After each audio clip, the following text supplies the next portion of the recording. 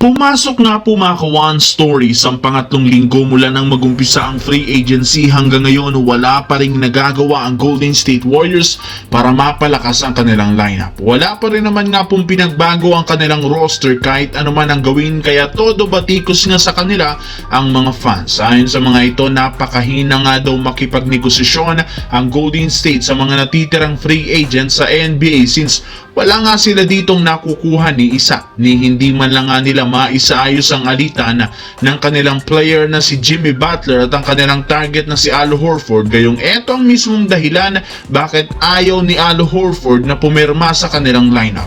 Nananatili pa rin naman nga itong galit kahit man ilang taon nang nakakalipas mula nang magtapos ang kanilang rivalry sa Eastern Conference. Bukod dyan, napakabarat rin naman nga po magbigay ng kontrata ang Golden State. In fact, ayon sa balita, sinubukan ng Warriors offeran si Bill ng veteran minimum, which is hindi naman kinuha nito. Kaya dahil sa asta ngayon ng Warriors, wala nga silang nakukuha ni isa man na bagong player. Samantala, sa kagustuhan ng Los Angeles Lakers na mabigyan sina LeBron at Luka na mapalakas ang lineup next year kumpara sa nagdaang season, kinumpirma na meron nga sila 1 hanggang 2 move na gagawin sa susunod na linggo.